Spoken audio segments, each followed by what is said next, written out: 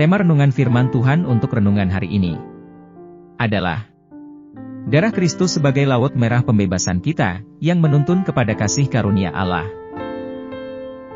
Ayat Alkitab yang kita baca sesuai bacaan Sabda Bina Umat GPIB hari ini adalah dari 1 Korintus 7, ayat 22 sampai ayat 23 yang berbunyi sebagai berikut. Sebab seorang hamba yang dipanggil oleh Tuhan dalam pelayanannya adalah orang bebas, milik Tuhan. Demikian pula orang bebas yang dipanggil Kristus adalah hambanya. Kamu telah dibeli, dan harganya telah lunas dibayar. Karena itu janganlah kamu menjadi hamba manusia. Demikian pembacaan Alkitab, haleluya. Saudara-saudari buah hati Allah, hari ini, kita akan merenungkan satu bagian dari Alkitab, yaitu dari 1 Korintus 7, ayat 22 sampai ayat 23. Ayat Alkitab yang kita baca adalah bagian dari bab, di mana Paulus membahas pertanyaan-pertanyaan tentang pernikahan, kesendirian, dan keadaan hidup orang Kristen.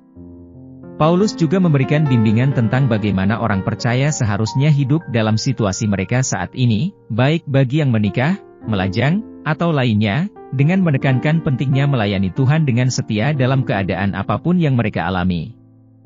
Dia menekankan pentingnya kemerdekaan dan tanggung jawab rohani yang timbul dari panggilan Kristus. Paulus menggarisbawahi bahwa status duniawi, seperti menjadi budak atau orang merdeka, adalah hal yang sekunder dari identitas dan kebebasan seseorang di dalam Kristus. Maksud utama dari bab ini adalah untuk meyakinkan orang percaya, bahwa fokus utama mereka seharusnya adalah pada hubungan mereka dengan Tuhan, dan kepatuhan pada perintah-perintahnya, terlepas dari keadaan eksternal mereka. Hal ini mencerminkan pesan utama bagi kita yang hidup di masa kini, bahwa nilai dan tujuan sejati hidup kita, datang dari persatuan dengan Kristus, dan hidup dalam ketaatan kepadanya. Pesan ini relevan bagi kita hari ini, mengingatkan kita akan panggilan rohani kita. Nilai dan tujuan sejati kita berasal dari persatuan kita dengan Kristus dan ketaatan kepadanya. Marilah kita hidup dengan setia dalam situasi apapun yang kita hadapi, melayani Tuhan dengan sepenuh hati. Apa yang harus kita terapkan dalam kehidupan kita sehari-hari? Saat kita merenungkan metafora yang kuat tentang darah Kristus sebagai laut merah pembebasan kita, penting untuk memahami apa arti kebebasan ini bagi kehidupan kita sehari-hari. Sama seperti bangsa Israel berjalan melalui lautan yang terbelah untuk mencapai pembebasan mereka, kita juga harus secara aktif menghidupi identitas baru kita di dalam Kristus. Sadarilah bahwa Anda tidak lagi menjadi budak dosa. Pengorbanan Kristus telah memberi Anda identitas baru sebagai anak Allah. Hiduplah dengan keyakinan dan kepastian bahwa Anda telah bebas, karena dosamu telah diampuni.